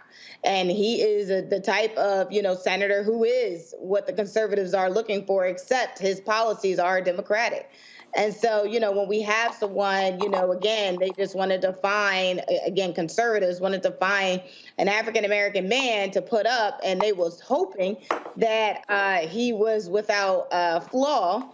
But this is what you have, and this is what you're going to get. So I'm glad that they are raising a ton of money, because that's what they're going to need if they decide, or they can't get out the race now, but if they want to have an actual fighting chance. All right, then. All right, folks, Thursday I'm going to be in Georgia on the ground moderating a town hall in Georgia dealing with the issues of the day. Can't wait to tell you more about that. So I'll be there Thursday. Friday, I'm in Houston with the folks with Black Voters Matter broadcasting from their rally as well. So we'll certainly have more details on that tomorrow, as well as on our social media accounts as well. Got to go to a break. We come back. Our marketplace segment. We'll talk with two brothers who are in business dealing with natural products. We'll tell you exactly what they are. You're watching Roland Martin Unfiltered on the Black Star Network. Download the Black Star Network app, Apple phone, Android phone, Apple TV, Android TV, Roku, Amazon Fire TV, Xbox One. Be sure to give to our Bring the Funk fan club. You can send chicken money orders to P.O. Box 57196, Washington, D.C. 20037-0196. Cash App, $RM Unfiltered. PayPal's R Martin Unfiltered. Venmo is RM Unfiltered. Zelle is Roland at RolandSMartin.com. RolandMartinUnfiltered.com. We'll be right back.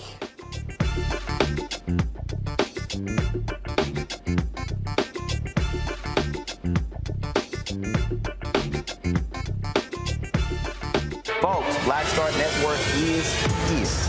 Hold no punches! I'm real revolutionary right now. Support this man, Black Media. He makes sure that our stories are told. Thank you for being the voice of Black America, Roland. Stay black. I love y'all. All momentum we have now, we have to keep this going. The video looks phenomenal. See, this difference between Black Star Network and Black-owned media and something like CNN. You can't be Black-owned media and be scared. It's time to be smart. Bring your eyeballs home. You dig?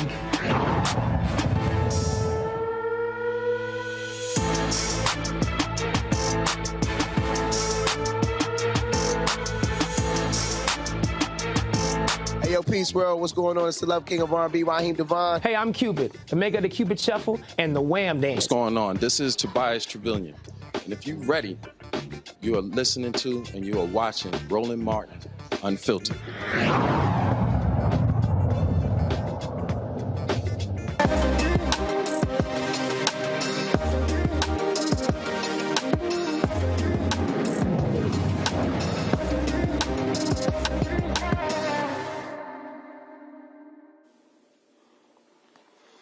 All right, folks, influenced by obesity, diabetes, and heart disease in their own families, Kareem Cook and Claude Tellis found a way to address this issue by creating a product that they said can help underserved communities. It is called Naturade. Is a plant-based product. Protein shake. Claude and Kareem join me now from Los Angeles, California. Glad to have you on the show. Gentlemen, how are you doing? Doing well. Thank you for having us. Thank you for having us. So this is obviously a very competitive market. Protein shakes have been hugely popular. How have you been able to set yourself apart in the marketplace?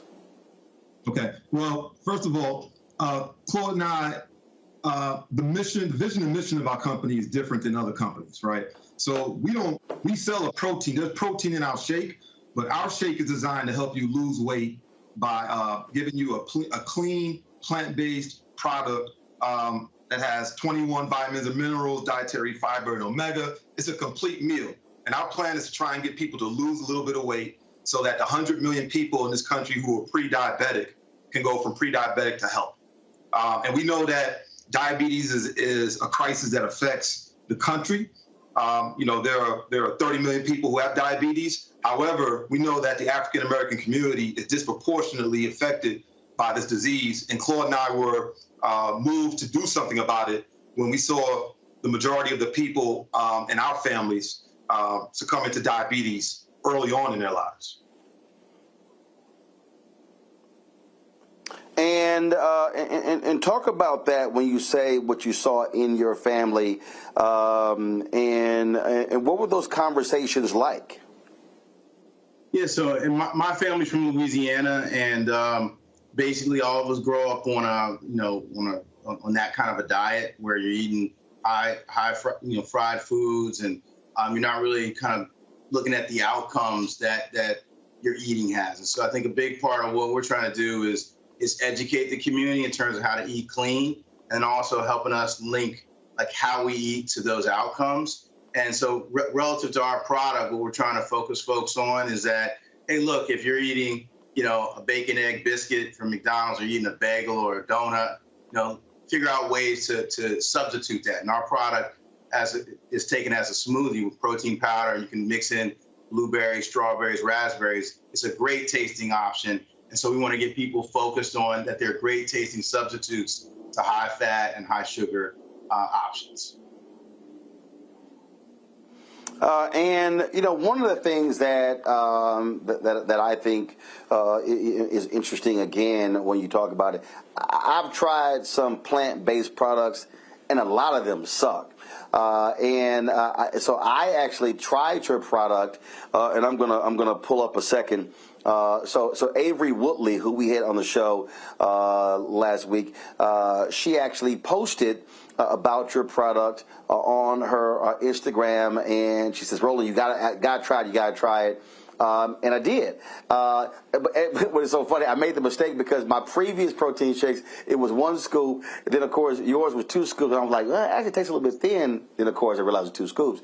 But the taste is a lot better. And I can tell you, matter of fact, I travel with my protein shaker, and I have several days worth of product with me, and so in terms of putting it together, was that also something that you wanted to ensure that your taste, that it does taste good, and it's not like a lot of other vegan products where you kind of like, let me just sort of just quickly swallow it so I can tolerate it? Yeah. So because of who we're talking to, right? We are sold in Whole Foods as well as Target as well as Costco. However, the majority of people that go into Whole Foods, they're primarily a consumer that knows what they want. They know they want to be healthy. They don't care about if it tastes like sand. But we're talking to people who, we're asking people to put down the bacon cheeseburger for a night or the grape soda, and it better taste good if you're asking people to do, something on that level. And so we designed it to be still low glycemic. So if you're diabetic, you can take it. However, we wanted to, we have like 3 to 4 brands of organic cane sugar, as well as a little stevia. And we were able to find a stevia that didn't have an aftertaste, just a little bit of it, so that we can keep it low glycemic. And we designed it for the health outcomes. Now, there are products that you're talking about that definitely taste like sand, right? But those companies, and kudos to them. Their mission is to, maybe do something about environmental crises or animal rights, but we're really trying to save people's lives. And so we're addressing the health. And so we want it to taste good so that you continue to do it. Yeah, we like to say that we're plant-based for meat eaters. So we know that taste is critical, and the people who we're, talking to, like Kareem said, we're in Costco, We also do really well on Amazon. And if you go and look at our ratings, we're a 4.5 out of 5 on Amazon because our taste is so good, is that we're hitting that opportunity gap, which we know are people in our families and people of color. So we want to make sure that it's easy for all of us to make that transition. All right. We're going to do questions from our panel. Let me first start with Joe. Gentlemen, I really appreciate this product on a lot of levels because, among other things, my wife is vegan, and she wants to see me get closer to being vegan. Love conquers all. I'm not all the way over there, but I love the idea that this is actually something that tastes good. So here's my question. Do you foresee, if there's success with this product, you going into other vegan products? Because I would say that there's a lot of vegan stuff out there that could taste better. Are there other fronts in the war? Yeah, so right now we're working on a ready to drink, which is a liquid product. So you can just take it, open up a cap and drink it. We're working on different variations of this product, as well as we're trying to really make it easily distributed to the people who need the most. We're trying to get to the food deserts. We're trying to have an affordable price that everyone could afford. And so we are constantly, in the lab creating, and we have 2 new products that we'll be launching probably Q2 next year. Great. Fantastic. Thanks. Teresa? Hey guys, thank you so much for this product. I have a few friends that are vegan. One of them I just texted and I said, hey, what's a question for these guys? So one, please reiterate what your product name is, and if you have a website. And another thing is, are you guys actually, I know you guys are e-commerce, but are you looking to do any storefront? Yeah, so these are the products. So this is the product that's in Costco. And we have an amazing story about our partnership with Costco. So we're one of a few Black-owned companies in Costco, and it's a major, major achievement. This is the product that Roland is talking about. Our mutual friend Avery, sent him this product, and it's called Vegan Smart. And she just found us and just loved us, and just on the strength of wanting to support us, has done that. And then this product is a protein shake that's in Target, and you'll recognize it because it says Naturade. On the top, it says, Black-owned company. And so these are our top SKUs, and you can also find us on Amazon. So hopefully that answers your question. It did. Thank you. Mm-hmm. Michael. Gentlemen, fellas, congratulations, and we're so proud, and keep up the good work. Well, did you mention and I have a lot of vegans around me too, and a lot of them don't even go in stores. They just do everything online. So I'm sorry, if you mentioned it to Teresa, I may have missed it. What's the website again? Our website is naturade.com if you want to learn about us. But the Costco product is not there. It's on Costco.com. And the other products are on Amazon. And quite frankly, you should come to naturade.com, learn about us, see our interviews. But if you go on Amazon, you'll get a better price. And if you go to Costco.com, here's something that people don't know. You actually don't need a Costco membership to order on Costco.com. And they deliver in 2 days. And Roland had mentioned... sorry, Roland, go ahead. No, Michael, Michael, go ahead. Super quick. What do you mix? What is yours mixed with? Is it water or is it something else? Is it a milk? Or what can you mix it with? Well, I'll jump in real quickly on that. So our products are designed so that they taste good enough just to mix with water. And so a lot of people like to use a shaker bottle and maybe put some ice in the shaker bottle because our product tastes a little bit better when cold, and just kind of shake it up and just water. But then other folks will like to put almond milk or some other type of plant-based almond milk. And my personal favorite, which we call the classic, is and this is how we demo on Costco, particularly in Los Angeles and in San Diego regions. But we'll put cold blueberries, strawberries, and raspberries into a product and blend it all up. And because those berries are low glycemic and really approved for pre-diabetics, it tastes amazing. It's still low cal. And, your first experience with our product is that it tastes great. Cool. Thank you, guys. Well, I'll tell you this here, guys. I'll tell you this here. Y'all might want to really sign Avery as a brand ambassador because, again, look, I am not. Look, I told you. Look. I don't do vegan. That ain't me. I'm straight from Texas.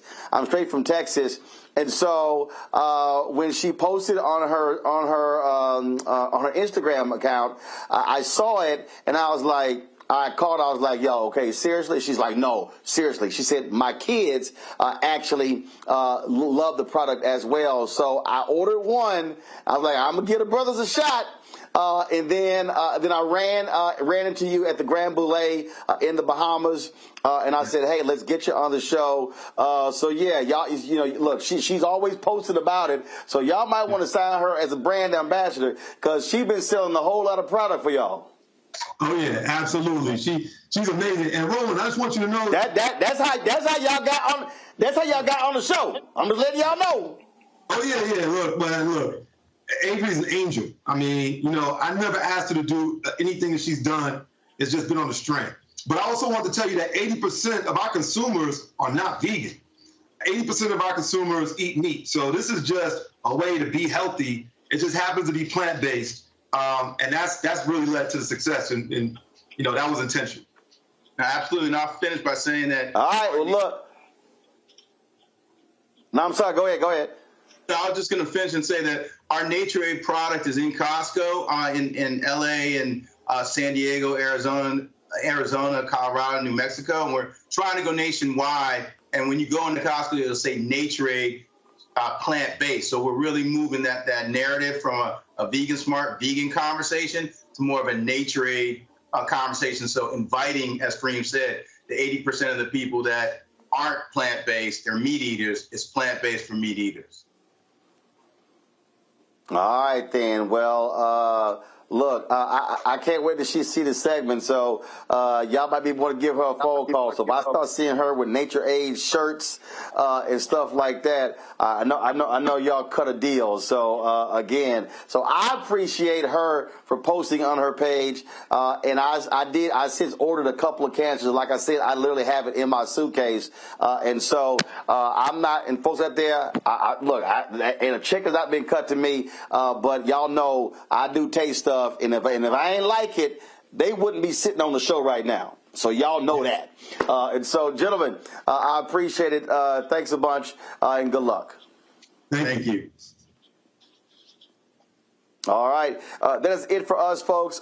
Michael, Joe, Teresa, thank you so very much. I appreciate y'all joining us on the show. Folks, please support us in what we do by downloading the Black Star Network app, available on all platforms: Apple phone, Android phone, Apple TV, Android TV, Roku, Amazon Fire TV, Xbox One, Samsung Smart TV. Join our Bring the Funk fan club. So your check and money orders at P.O. Box 57196, Washington, D.C. 20037-0196. Cash App, $RM Unfiltered. PayPal's R Martin Unfiltered. Venmo is RM Unfiltered. Zelle is Roland at RolandSMartin.com. Roland at RolandMartinUnfiltered.com. And of course, folks, you can catch me tomorrow morning on The Breakfast Club. You can also check me out on Sway. And I'll be doing a lot of Sirius XM radio show interviews tomorrow for my book, White Fear, The Brown of America is Making White Folks Lose Their Mind. Get your copy today. Available on all bookstores, Amazon, Barnes & Noble, Books A Million, Target. Also order from your favorite black bookstore. You can also download the on Audible as well. Folks, that is it. I got a busy day tomorrow. I'm going to sleep. I'll see y'all tomorrow live from New York City. Holla!